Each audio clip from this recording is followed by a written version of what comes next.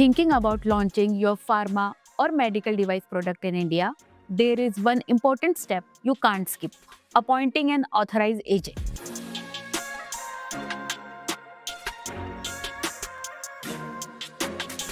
It is not just a good idea, it is the law.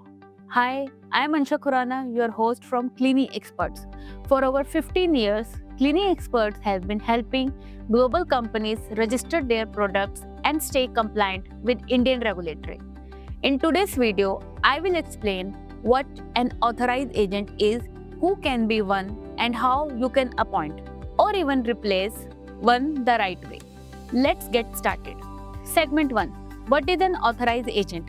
If your company is based outside of India, you cannot directly apply to register or import pharmaceutical products in India. Instead, you need a local representative. That representative or company is your authorized agent. Their job is to submit application, work with Indian regulators like CDSCO, and make sure your product follows Indian law. In short, they are your official contact in India for all regulatory matters, and without them, you cannot legally enter the Indian market. Segment 2. Who can be an authorized agent? So, who can take on this role?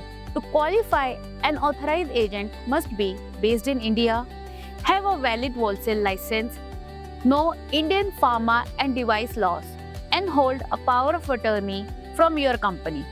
Some companies choose their distributor as the agent. Others prefer an independent regulatory partner like Clini Experts, especially if they want to keep flexibility and control. Segment 3. Why the role is so important? An authorized agent is not a mere formality. They play a major role in your success. They help prevent delays, answer regulator questions, and ensure your approvals stay valid. If you choose someone inexperienced or unresponsive, your entire launch can be delayed. That's why getting the right support from the day one really matters. Segment 4. How to appoint one. Timeline and replacements. Here's how you appoint an authorized agent. Step 1. Sign a formal agreement with a designated representative in India. Step 2. Issue a power of attorney, giving them permission to represent on behalf of you. Step 3. Obtain a registration certificate in the name of designated representative from CDSCO. The first two steps usually take 2 to 4 weeks. Now, but if you want to change your authorized agent later? Yes, it is possible, but it is not automatic. You will need to end the old agreement, choose a new agent, and submit a fresh application. So, while switching is allowed, it can take time and cost you in delays.